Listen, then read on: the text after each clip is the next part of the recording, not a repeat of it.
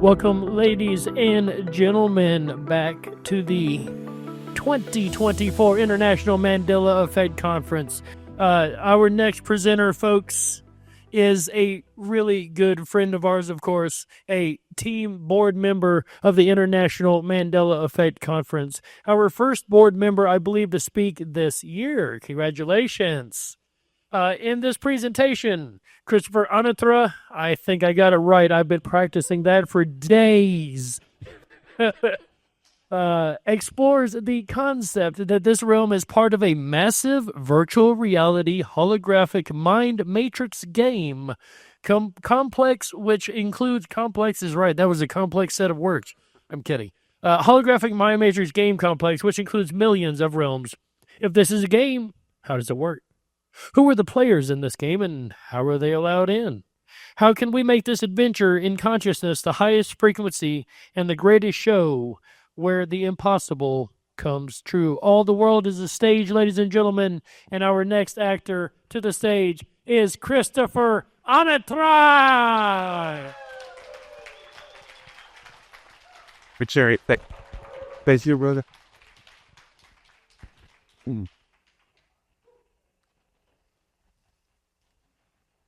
Hi, everyone. My name's Christopher Anatra. You know me as the quantum businessman. Welcome to the International Mandela Effect Conference of 2024. I'm very excited to be here to talk about adventures in consciousness and tuning into one aspect of this called the Earth Game. So at the end of this presentation, you're going to know a lot more of what I'm talking about. So if we could go to the next slide, Heather. This particular presentation is based off of a new Symphony of Realities that I have not released yet. It probably will be released at the end of November. So for those of you that are watching this on video in the future, you probably already saw Act 12 and you probably have a lot of questions about it. I'm going to be going over some of the highlights here, and I'll be talking about some things that I wasn't able to cover in that presentation. So I think everyone's going to find it very interesting. So let's go on to the next slide. Next. The Earth Game. What is the Earth Game? What is this place? And I want to say to you that this whole presentation I'm dedicating to the dragons of Iona Island in northern Scotland. I was recently there on Iona Island, which is a very special place, and had some experiences. And those of you that watch my videos know I'm always talking about the dragons and what exactly are the dragons, who are they, how do they relate into this reality. And I would like to say there are some pretty powerful dragons here today. And a lot of us are blending in with our human disguises. And a lot of us have forgotten who we are. That's how good this game is. So these are some of the concepts I'm going to be talking about. So in this particular slide, Mandela Effects. So Mandela Effects are the reason that you guys are all here. Mandela Effects are things that expose the Earth Game for what it is, and it exposes how timelines work. So for myself especially, when I first started noticing Mandela Effects, it was a chain reaction. The Mandela Effect started leading to other things related to the reality, which helped me piece other parts of the puzzle together. And so today in this presentation, I'm going to be providing you with a lot of information. It's going to be seemingly random, and some of the information may trigger some of you. So just be aware of that. It's not meant to do that. It's information. It's just stories. Because as humans, we love our stories. And that's what makes this whole game operate really well. So these thousands of Mandela effects that we see, they're revealing these alternate reality timelines and the multiverse of possibilities. There are infinite timelines in the field of possibilities. And one of the things I say is that Earth will plant timelines for you in her garden of possibilities, which is an interesting statement to make. So even timelines that you may not have experienced will be there for you to vibrate into that higher frequency to start to experience them, which I think is really cool. And some of those timelines, if you look at the picture of the flowers on there, you'll see rows of flowers. And you could think of it as jumping from one timeline branch to another. You may have one timeline branch where you always have problems with abundance, or there's lack or scarcity. And no matter what you do, there's always that scenario that's in front of you. But if you can move to a whole other branch, a whole other row of the flower garden, you can experience things such as abundance. No matter what you do, you always have abundance in your life, whether that's abundance in love, in health, in relationships, in family, all over the place. So my goal is to help you be able to vibrate into those higher frequencies. And you guys are already doing it. Just the fact that you're seeing Mandela effects is showing you that the world around you, or what we thought was the world, this illusion that we see, is actually changing right in front of our eyes. What dictates the timeline that you experience is based on the resonance of your frequency. The higher the frequency, the higher the timeline that you get to experience. Now, for myself, there was a lot of things that started happening in my life when the Mandela Effect started to appear. One of the things that started to affect me was light language. So if any of you have watched any of my videos, you know that I speak light language. Some people call it star language. And it's like somatics. If you've heard about the concept of how somatics work, where you have sand or liquid on a vibrating plate, and if it vibrates at a certain frequency, it starts making these beautiful designs. Well, that's exactly the same type of concept of what light language can do. It could start to change your resonance. And one of the things I like about it is that it could start to unlock some of your hidden DNA abilities, because a lot of us have all of these special abilities. And so, but we don't know it. We don't know what they are, because they're almost like Christmas gifts that were left under the Christmas tree that were never unwrapped. So that's one of the things that light language could help as well.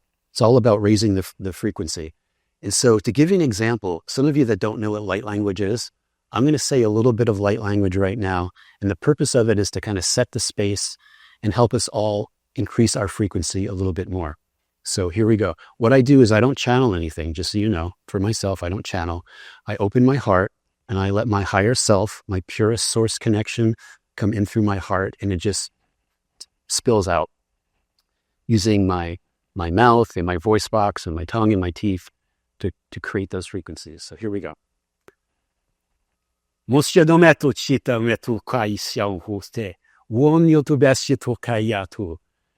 when I say these words, you don't understand them. The lower self, that's you, doesn't understand it, but your soul knows exactly what I'm talking about.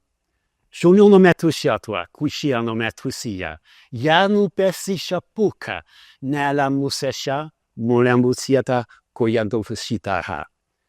that's an example of what light language was. That was like a welcome to everyone.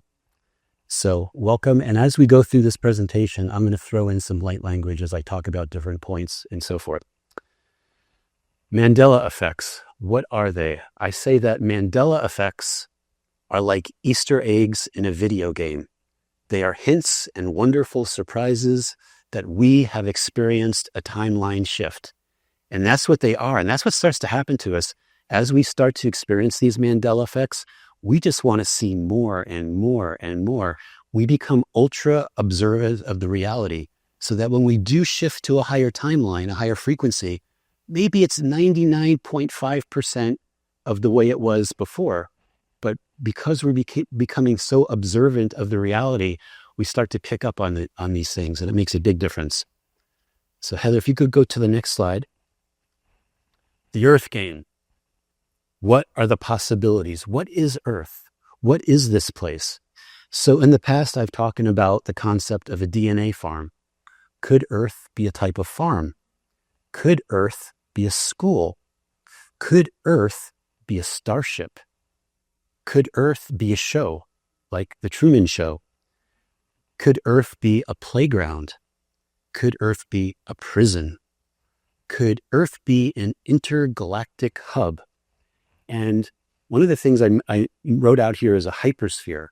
So there's this whole concept about, what is Earth? What is an intergalactic hub? How big is this place?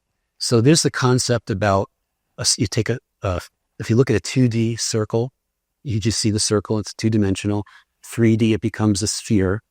And then 4D, it becomes a hypersphere. So the concept is that we're only seeing a small part of what this place is. I believe that Earth is much bigger. And as we continue to raise our frequency, these type of things will become more and more obvious to us. And the last thing, is it a game?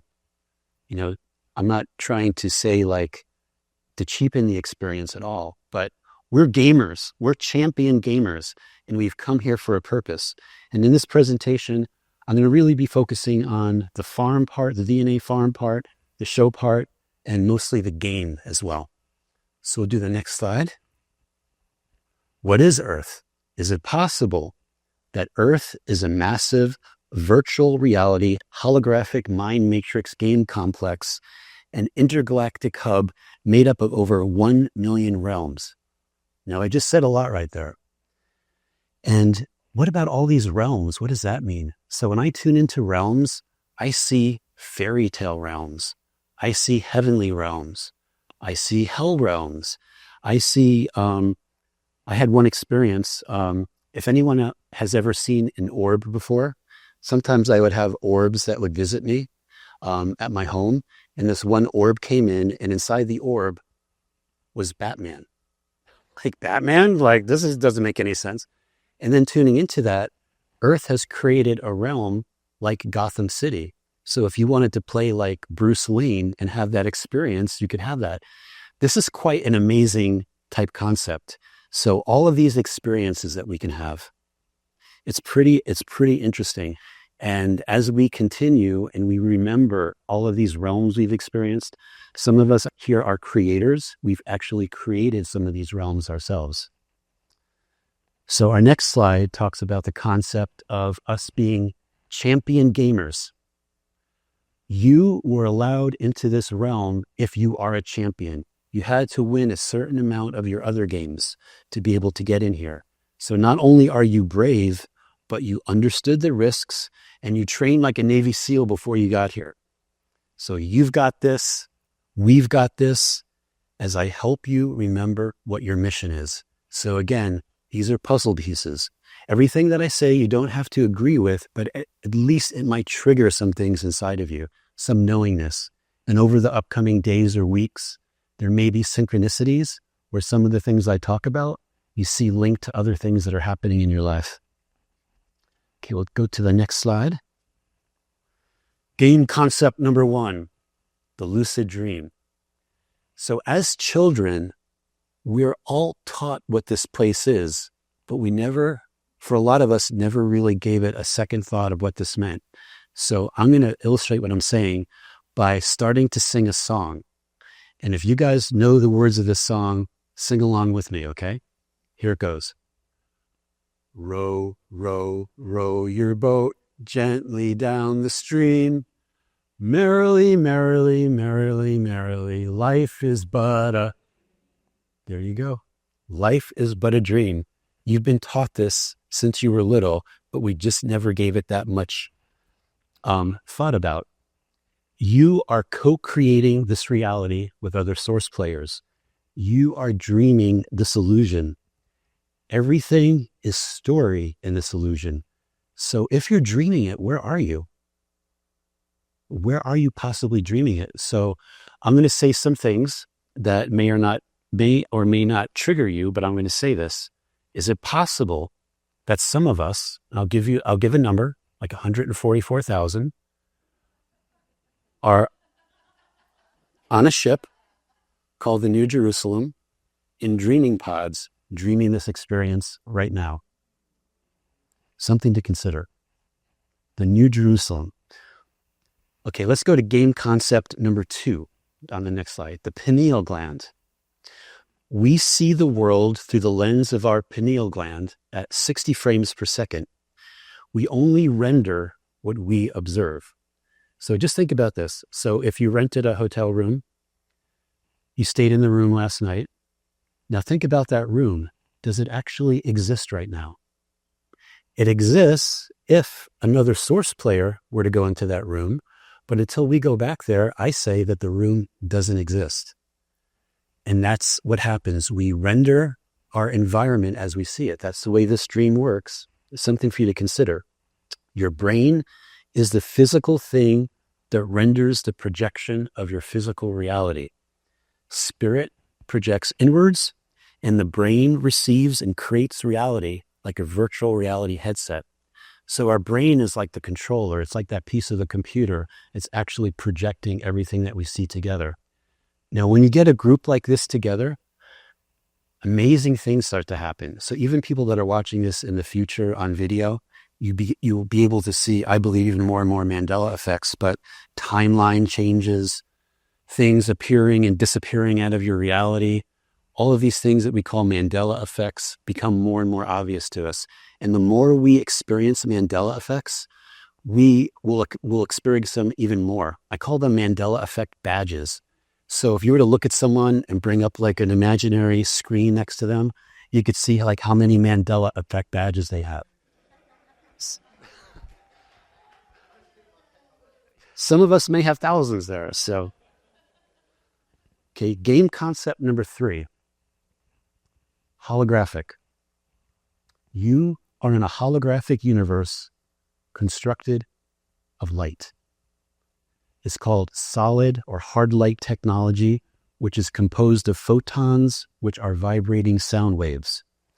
So we have this whole concept that everything is light. And the fact that we have the experience of solidness is a type of technology that's very, very special to the earth realm. And that's why so many factions, I'll call them alien factions, everyone wants to claim ownership of Earth. Everyone wants to have this place. And I'm going to talk about that in a little bit more. So who are here? I break things down into the source players. That's us here.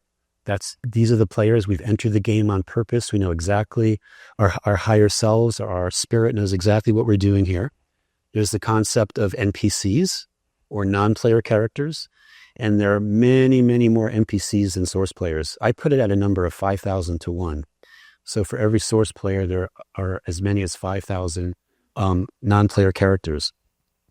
There's also the concept of pay-to-plays, which are beings that come into the game to play a part or have some other reason to be in here to make some kind of an effect, but they're not necessarily in a dreaming pod. They enter a different way into the game, and I'll explain that as well. And then we have walk-ins as well. The concept of walk-ins that can walk into a source player's body. All of this is like usually predetermined. And then that person gets activated. Their gifts start to turn on. Personality changes. And I think for a lot of us, that's something, I'm getting chills as I'm saying this, but for a lot of us, if we look back on our lives, maybe as soon as 4 or 5 years ago, we believe that like we're a different person. Like we don't have the same thoughts and ideas and things we wanted to do before, because things are changing and we're like literally changing. On the next slide, game concept number 4. This is important. You are not your body. Your physical body is an avatar, which is rendered like software into this virtual reality. You are infinite, indestructible consciousness. So a lot of people fear death, the unknown, what's happening. We have nothing to fear. Like what we are is indestructible. We go on forever. No matter what the global narrative tells us the end of life is, it's just not true. The emotions that we have, the 5 physical senses that we have, keep you hypnotized into the matrix dream illusion. And it's really true because we have emotions. This is right, this is wrong. I love this person. I don't love this person. This is good, this is bad. All these emotions keep you locked in along with the 5 senses. The next slide is the Earth Game slide, where I talk about what does it really mean to awaken. So that's a word that's used a lot. What does it mean to awaken? There could be a lot of definitions that you have for that. The definition that I'm choosing to use today is when your physical avatar body wakes up, that's you in this physical body, or I'll call it your lower self, wakes up and understands that it is being rendered like software in a virtual reality type experience, rendered within a sphere called the spirit body, which is an arm's length all around you. So you take the famous painting of Leonardo da Vinci of the Vitruvian Man. Is it possible that Leonardo was actually illustrating where our spirit body is? And all around the spirit body is what's actually creating us. Our DNA is a a transceiver type antenna, which is getting information and then transmitting out to the world to what people see you as you are. So one of the experiences I had too, and this is something you can do, is there was one point I was in Scotland and I was at a hotel. I was looking at myself in the mirror, and all of a sudden I was able to start to grasp that whole concept that I was being rendered. And there was like a spirit body, a spherical body all around me. And then outside that body is what's called your light body. And your light body is a quantum structure. Your light body knows about all the different fractals of your existence. And one of the big goals that we have is to be able to integrate that light body into our heart, into our lower self. And when that happens, all of a sudden we start streaming information. We don't have to go to Google anymore to get information. Like all the information starts to come into us naturally. So that's one of the big goals that we're all going to have moving forward into the future, is getting that quantum light body structure into our hearts. Okay, game concept number 5. We forgot who we are. A game so complex and immersive that we became so absorbed in that we forgot who we are. We each experience the illusion of self. We think we are these physical beings having a physical experience constrained by a physical lifetime. And really, how many of us remember who we are before this lifetime? Most of us don't. A lot of us are awakening and we're getting downloads of information. We're starting to get glimpses that maybe we're so much more than just this life. And this is going to be happening more and more for us. We're going to be tuning into who we actually are. Game concept number 6. We created this place. We are the creators, and that no one forced you into this game. We created every aspect of it, including amnesia for each lifetime. Now, why would we create amnesia? What purpose would that serve? Because I don't think anybody here wants to have amnesia, right? We want to remember all these different things. But if we did, this game would be too easy. We're champions. We didn't want that. We wanted excitement. We wanted new experiences. We wanted a challenge. And a challenge is what we got, especially waking up in the global narrative telling us things like Mandela Effects is misremembering, those type. Everywhere we go, there seems to be blocks as far as us understanding the truth of what this reality is. Excitement, new experiences, and a challenge. Game concept number 7. The ever-present moment of the now. Your physical avatar body only exists in this present moment. That's why the now moment has all of its power. So one of the things I say is that every zeptosecond, which is a billionth of a zillionth of a second, we're rendering ourselves. And we're not rendering our physical body in the past. We're not rendering it in the future. We're rendering it in the now. That's why the now has so much importance. You don't render yourself in the past. You don't render yourself in the future. You only render your body in the eternal now moment, your place of power. And I know for myself, sometimes I'll make these out loud statements. I'll say, I, Christopher Anatra, in this ever-present moment of the now, blah, blah, blah. But I always precede it with ever-present moment of the now, because that's our place of power. Game concept number 8. Okay. This begins part of the story of what I'm going to talk about. Starting 54 million years ago, which is the time when I arrived, Earth is colonized, Earth is invaded, Earth is liberated, Earth is strip-mined for its resources, etc., while rogue alien factions engage in time travel and claim ownership of the Earth. So the Earth, also known as the jewel of the universe, is something where all of these factions are claiming ownership. And is it possible they're fighting over infinite space? They're fighting over something finite, but the possibilities are infinite. So this is something to keep in mind. And for a lot of us here, I was trying to scan the group. When's the last time everyone in this group could have been together? And I was getting like millions of years. So I think a lot of us, although it may sound totally like out there, have actually been here for millions of years, and we don't remember all the details.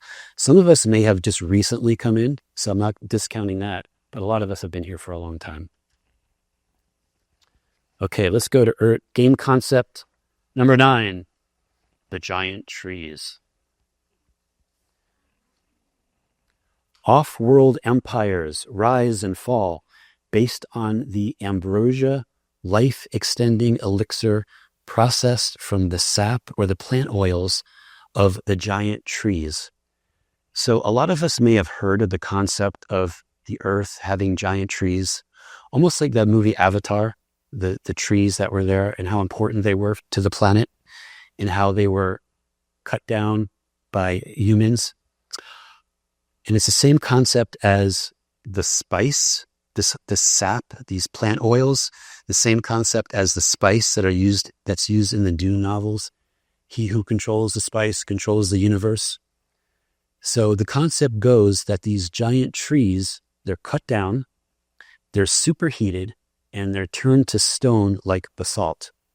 And in the video that I made, Act 12, I go into all of the research and I show all these places on the planet.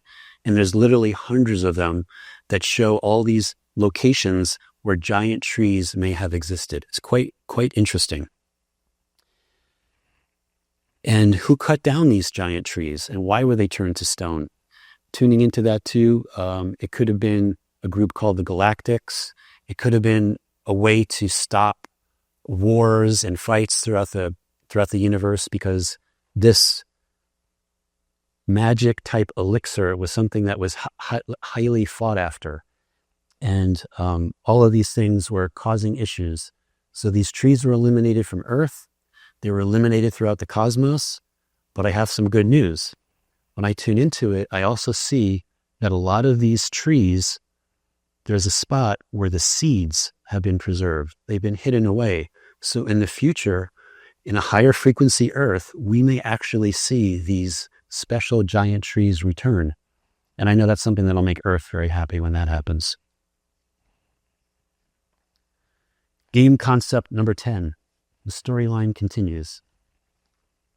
Harvests and resets. It's discovered that Earth humans can be processed to produce the same ambrosia, life-extending ecstasy-type drug as the sap from the giant trees. Earth humans are harvested about every 6,000 or 6,500 years, followed by a reset to erase what happened. So here's another example of how this might work. And if any of you have ever heard of actually the drug called ecstasy or MDMA, that is actually made from plant oils. It's made from sassafras oil or saffron oil.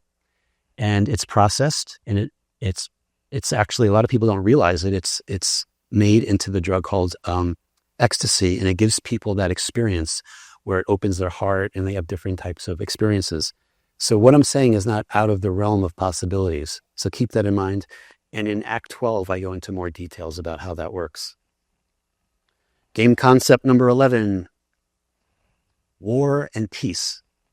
Millions of years of peace and millions of years of war, including countless time travel wars, which created time travel paradox events, hairballs in time, and at least 4 uncreational events linked to Atlantis and the Antiverse. And I do touch on this too in Act 12. I've given other presentations too where I talk about the Antiverse and how that ties into this whole, the drama of the game, the story of the game, the excitement of the game, the challenge of the game, all these things about the game that seem to be overwhelming odds to see if we as champions can overcome that. Game concept number 12. Homo sapien 666 to Homo luminous 616. So why did I use those numbers there, 666 and then 616? Well, Homo sapien is our carbon-based avatar. It's made up of 6 electrons, 6 protons, and 6 neutrons.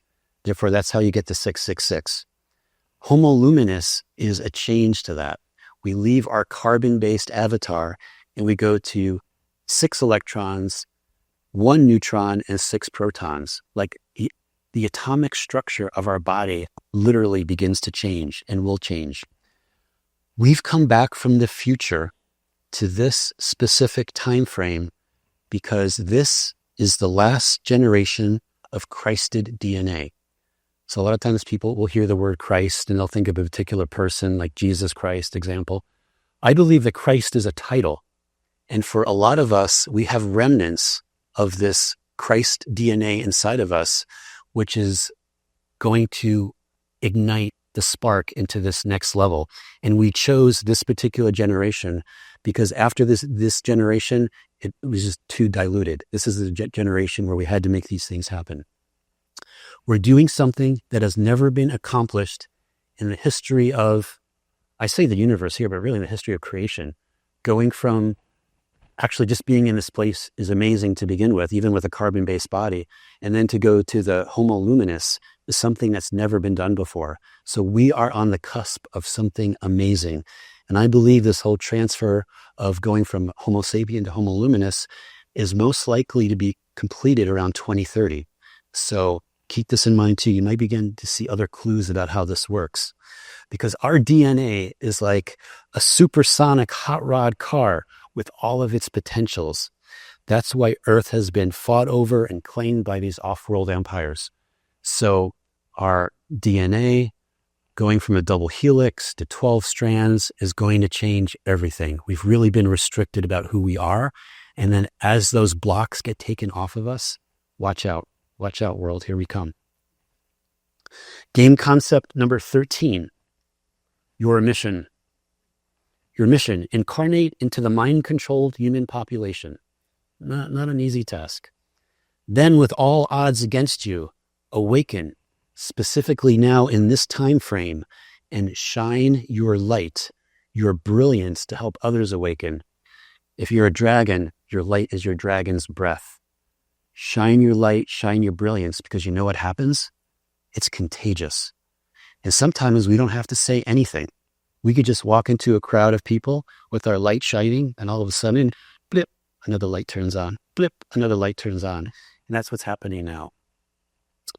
To awaken in the dream, to remember who you are, to reclaim your sovereignty and fulfill your contracts with Earth. Many of us actually have contracts. We're not aware of what they are, but they're things that we agreed to do in this time frame. I know I have contracts with Earth, and I know many of you do as well. And as time goes on, they're going to become more and more obvious to us.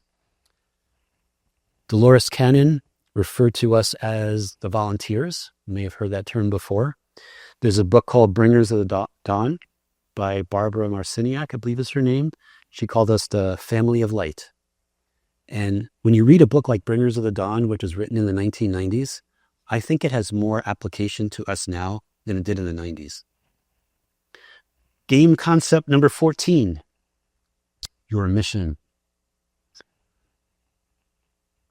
We awaken worlds. You've done this on other planets. Okay, I know you've forgotten this. You've done this on other planets. You've been part of planetary mass awakenings, but Earth has been the most difficult challenge, even for champion gamers, or what I call the bringers of light. It's literally like trying to wake up a herd of cattle, not to follow a Judas steer, or a herd of sheep, not to follow a Judas goat. And if you guys have ever heard that term before, those are like a Judas goat would be like a leader of the sheep that takes the sheep to slaughter, basically. All the sheep will follow that goat. And then before the sheep go one way, the Judas goat steers off, and then all the sheep are slaughtered. So this is a very difficult game, but you guys have done good so far. You're in that whole process of waking up. Okay. Game concept number 15. Now here's something that may or may not trigger you, but I'm going to mention it because I think it's important, because we as champion gamers, I believe we want every edge. Stop eating animals to unlock your script. As above, so below. You probably heard me say this before, but humans are not the top of the food chain. When we consume dead animals into our body and we support the slaughterhouse industry, the way I see it, we're actually lowering our frequency, and we're actually giving our consent for other things that are happening in the background to happen, such as humans being abducted, consumed, used to process this ambrosia type of elixir. There's a whole human slave trade and off-world breeding programs. So this is something that's a personal decision, and not trying to give anybody dietary advice, but it's something that everyone should think about. And if it calls to you, consider it, because it really helped me. And is it possible that I kept on getting the message, like, what kind of currency is used in the universe? I kept on getting the message that human DNA is actually the currency of the universe. Everybody wants human DNA. Okay, let's go to game concept number 16. Be discerning. So this is another one that may trigger some of you, but I want to mention it because not everything is as it seems. You may have heard the term false light, for example. What exactly is false light? Why is it misleading us, etc.? So in this slide, I talk about being aware of off-world aliens who claim to be our friends, our brothers from the stars. But many of these factions have empires that were created off of human DNA, off of these breeding programs, slavery, using humans as protein being processed for this elixir. And sometimes the prettier they are, the more blonde hair and blue eyes and silver jumpsuits that they wear, or all the positive messages that channelers of, whoever X, Y, or Z says, it may just mean they have a better public relations program. So in all things, as always, be discerning. That's my point of this slide. Okay, let's go into slide number 17. Earth plays in her own game.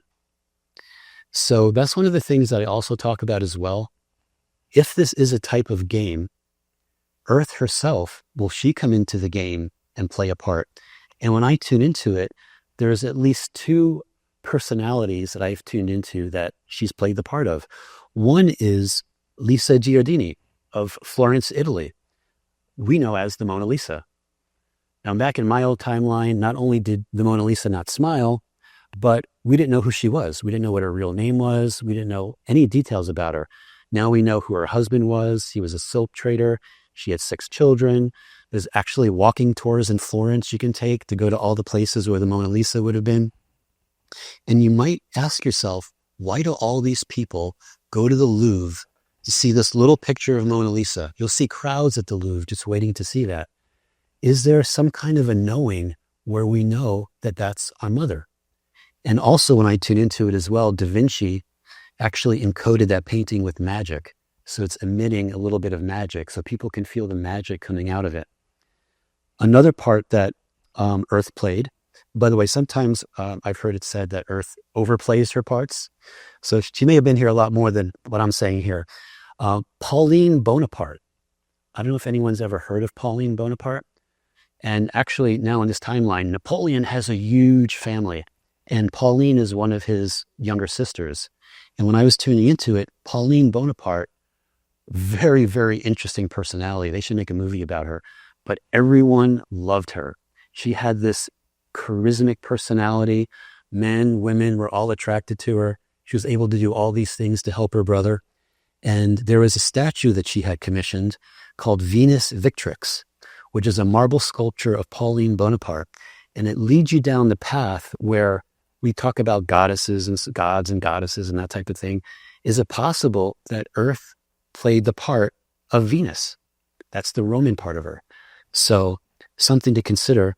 And it's interesting too, her brother Napoleon had a marble statue made called Mars the Peacemaker, which is really, really interesting. And in one of my older videos, I talk about Napoleon and his connection to Aries or Mars.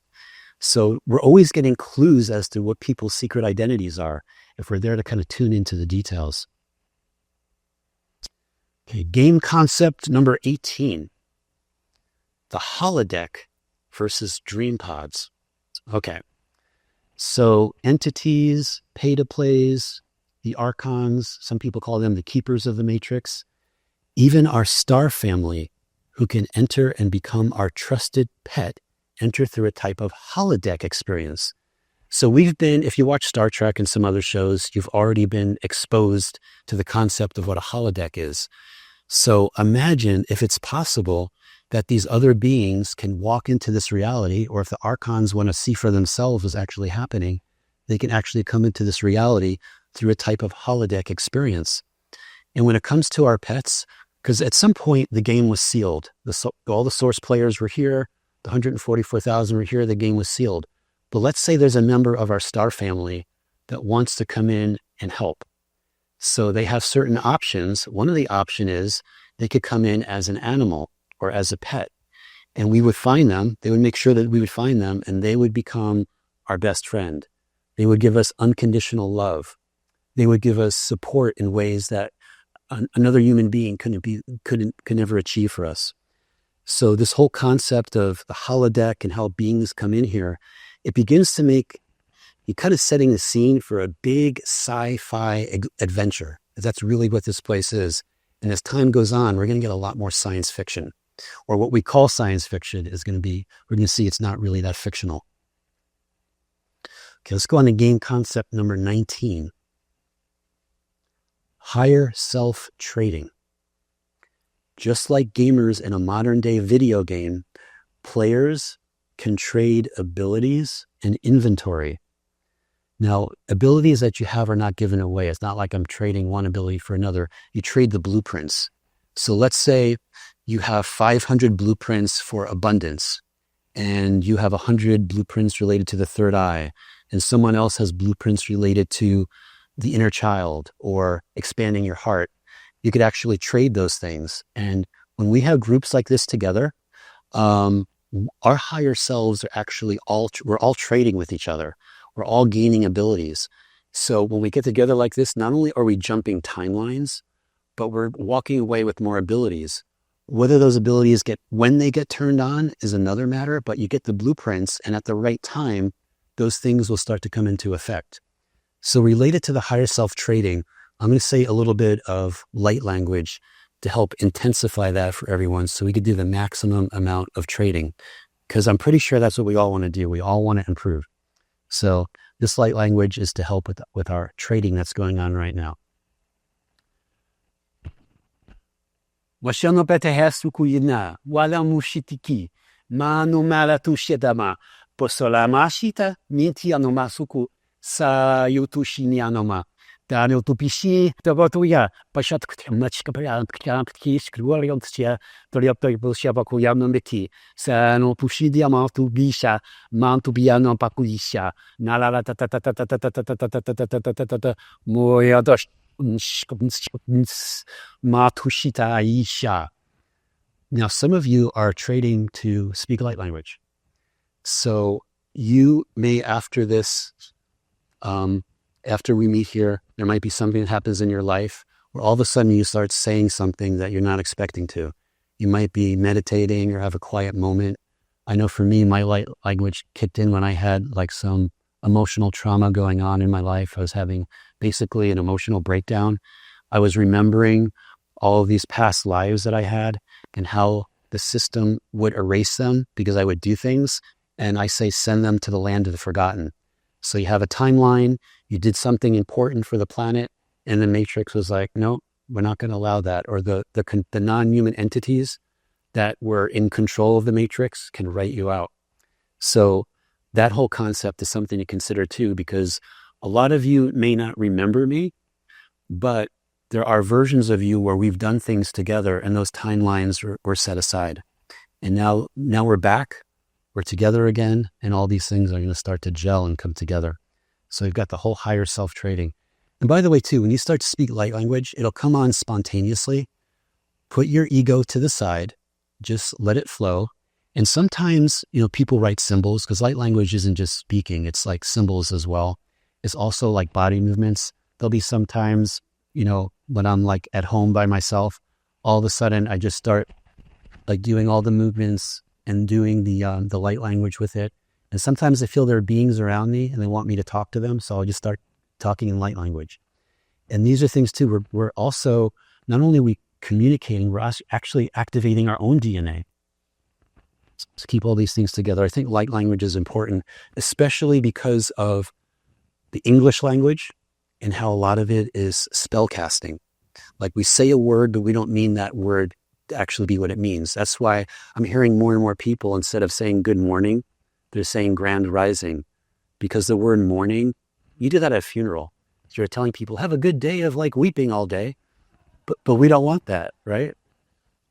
So, and then other words too, would be, when you break down other words, you take the word like bless, be less.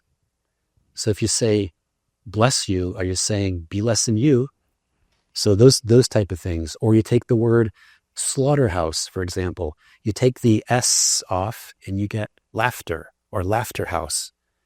Could it be that beings like the archons or whoever has instituted us that to keep our frequency at a certain level have done that on purpose, and they're kind of laughing at us? Okay, game concept number 20. Chess moves.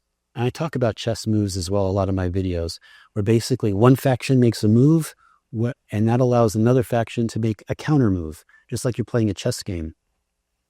And I have an example here related to time-traveling Tartarians versus the Dark Forces. So a lot of us have heard about the Tartarian Empire, for example, and how when I tune into it, a lot of Tartarians were coming in the 1800s. They're actually entering through world fairs. And you could see evidence as well in the infant incubator setups that they had, like in Coney Island, for example. So the Tartarians wanted to come in and introduce their DNA so that at this point, there'd be a lot of Tartarian DNA. That's why when a lot of people hear Tartaria, you get fascinated and you start doing research on it, because there's something in the back of your mind where you know this is important and you know it's familiar. So if the Tartarians made a chess move to start to arrive through these world fairs, what were the Dark Forces doing? Well, when I was tuning into it in 1860 and in 1913, something happened called the Great Meteors. The procession of the meteors happened. So all over North America in the United States in 1860, there was this amazing display of meteors that happened. And they said people all over the U.S. saw it. Same thing happened in 1913. Well, what happened about 9 months later, after that happened in 1860, is the Civil War broke out. And then in 1913, what happened soon after that? World War I broke out. So you have these like chess moves, counter chess moves, and you have this physical representation of these meteorites coming in and creating such an amazing show to show that something was happening. So I wanted to mention that too. Okay. We'll go on to our final slide. Conclusion. For us to understand that this holographic dream game reality and how we're hypnotized into thinking it's real. If we haven't broken out of that mindset already, we're in the process of breaking out of it. We're beginning to realize what this place is. The other thing we need to do is we need to raise our frequency more and more, because what we want to do is we want to begin to activate that Christ DNA that we have inside of us. And what I tune into is you get an immediate boost by changing your diet. They say you are what you eat.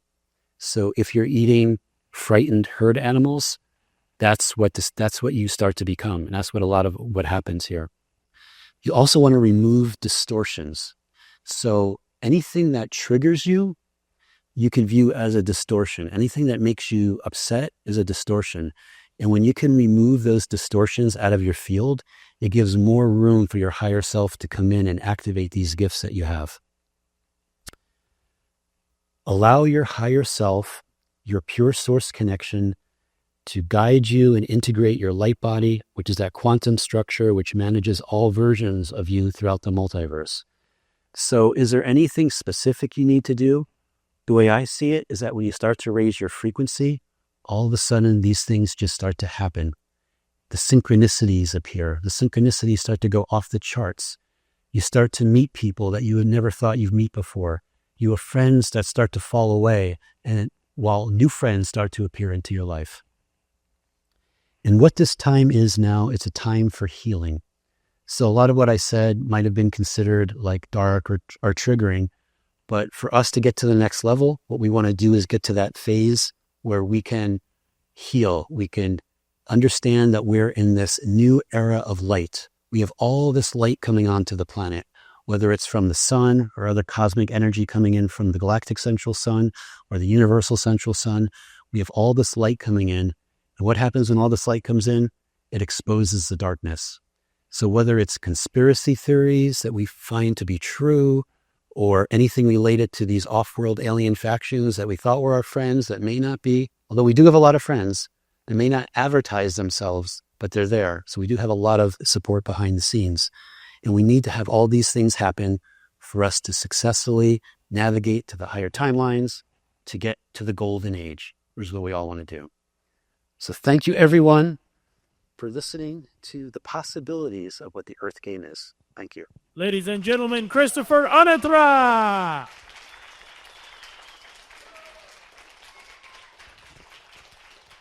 Amazing talk, brother. You have something here. Do you want to? Oh, yes. So a lot of you that watch my earlier work, I call myself the quantum businessman. I have a software business that's involved in the distribution of food. And what was driving me and some of my clients a little bit bonkers was about all of these changes related to food and food products, whether it was Haas avocados going to Haas avocados, or all of a sudden stovetop stuffing never existed. So I brought this box here. Went to the store the other day, and you'll notice that it just says stovetop on it. So if any of you saw the video, the How To with John Wilson on HBO, one of the things we were talking about was stovetop stuffing. And then shortly after that, I noticed that they took the label off the box. Could that have been as a result of the things that we were talking about? Because a lot of people were always expecting to see stofers there. And then when they see the crafts, they're like, maybe that guy was right what he was talking about. So they actually removed it completely from the box. And now it just says stovetop. You even noticed saying actually look like Yeah. big stover donor. So, quick question, poll for the audience, really quick. Who here does remember Stouffer's stovetop stuffing? Show of hands. I think that's a majority. Okay. Just wanted to make sure, right? Show of hands. That goes to show that we're not all crazy because, for those that may be watching this that are a little unfamiliar, why they're watching this, I don't know, but if they're unfamiliar, right? Stouffer's stovetop stuffing does not exist and has never existed in this reality, ever been a thing. And when you think about it, how do you string those words together? Like Stouffer's, stovetop stuffing? Like you would never come up with that on your own. So it's something that you had to know. Like, Lucy, you got some splaining to do. Like that was never said. But how do we know that phrase? Russo. Ladies and gentlemen, Christopher Anatra. So the Q&A session is open. If you've got your coupon and you want to come on up and ask a question, by all means, the microphone is open. Another ticket. There we go. Excellent talk. Thank you so much. Golden. Yeah. Oh, is that the golden one? Yeah. I just pulled that out. Oh, what does that mean? That means you get first in line, which you happen to be first in line. So there we go. Yay. As an accident, but perfectly appropriate. Okay, I just wanted to ask a question about the ever-present moment now, because I love the idea of feeling that there's this, I don't even know how to put a word. There's no words for the feeling of just knowing that your avatar is just anchored in only the ever-present moment now. I'd love to know where you personally have had that experience, because I've personally had that experience recently. I'll be giving an example in my talk tomorrow. So, which I'll just leave for tomorrow, but I'm just curious, like, how did this come through? If you'd be willing to share that for your own personal experience. Oh, the whole concept of that? Yeah, because you're spot on, and I just wanted to know where that came from. You know, it's interesting because that whole concept, I at first heard that on my journey of waking up, and I never really grasped what it meant, but I would hear people talk about the eternal now and the ever-present moment of the now. And then one of my focuses has been to always try to bring myself into the 0 point, which you can do through the center of your body, through your solar plexus, because it's almost like the world is always trying to knock us off. So we're not exactly in the 0 point. So, but there was an exact moment, but I, over the course of time, began to realize how important it is. It's super important. I'll talk more about it tomorrow. Okay, thank you. Cool. Thanks, Cynthia. Thank you, Cynthia. Bye. Thank you, sir. Hi. So the Stouffer's example, we all pretty much agreed on, right? There's other Mandela effects that are 50-50, right? So what is your take on that? Like when everyone's in sync, it makes a lot of sense. When we're not in sync, is it a false memory? Or perhaps are we going to start branching off to our own personal Mandela lines and we're not going to be in sync with everybody? And then instead of like losing our mind, we realized that this could be happening. And I don't know, like if the Stouffer's thing, they didn't agree with me, I would be probably checking myself into a hospital. Right. So what do you think about the ones that not the whole community agrees on? Yes. So there's also the concept too, where a lot of us are having dual memories. Like we're remembering the way it is now and the way it was before, and it starts to become confusing to us. So we're having that type of a concept as well. And for myself, like one of the big awakening moments for me related to the Mandela Effect was the JFK assassination. So the first thing that I did was I started talking to people about it. Like, you believe it went from 4 people in the car to 6? And I was talking to my father about it, and he's like, Chris, there's always been 6 people in the car. You know, the governor of Texas was always there. He always got shot. Like, he knew everything from the current timeline. And I'm like, Dad, who are you? Because we grew up together, or I grew up with him, but in actually different types of timelines. We were existing in different types of frequencies. So, and that's what's happening as well. Like these timelines, these frequencies, they're merging. And that's why I even use I call myself the quantum businessman. And some people are like, why are you using the word quantum businessman? A business person doesn't sound good for this type of stuff you're talking about. But the reason I do that is because when I tune into it, in other timelines, I've done things related to business that have become well known. So I believe that as these timelines are converging, people are going to start to get confused, not just with me, with a lot of us here, but they're going to remember us for things that we did or we didn't do. And we'll be like, no, we never did that. And this is totally confusing, but they'll remember it that way. So yeah, there are all these different things and about how the timelines are merging together and so if you're in a different timeline, this question gets complicated, but if you're on another timeline, what are you dealing with? So in other words, if you remember something a certain way and you have another source player that remembers it a different way, are you dealing with a kind of like an NPC version of them? So there's all these types of concepts as well to keep in mind too, because based upon the level that you're at is also what you're experiencing. And then other people may or may not be experiencing that because they might be vibrating differently than you are. So it's all about everything's about vibration. It's all about vibration. Does that answer your question? Excellent. Wild card. There we go, Car. With that whole simulation, game theory, computer system, the whole us all playing this game, doing it many times. I think, oh, my bad. I thought I had to make sure. The whole, they got spoiled.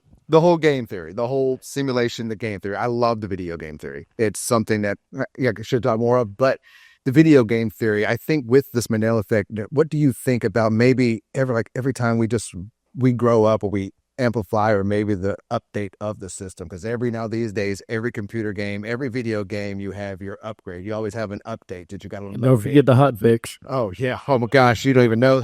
But with that said, what is your thought about that? The game loading back up, doing the Mandela effects because it can't change everything? Yeah, I almost feel like our entire operating system is being updated. So we're going through these like major changes. And sometimes it becomes obvious, like with the body changes, for example, like how did the kidneys move or the heart move or the structure of the brain, your cranium, all that type of stuff has changed. So it's kind of, I kind of believe in a sense that we're changing for this upgrade. The body itself is changing for its upgrade. Right? Exactly. And the thing is too, is like in this higher frequency, you have to be compatible with it.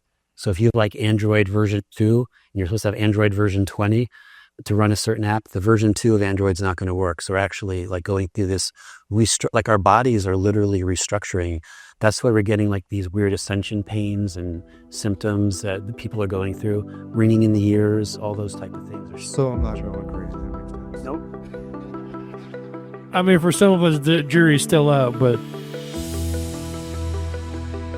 Any more questions, ladies and gentlemen? Any more questions? All right, folks. Christopher Anatra. Good job, brother.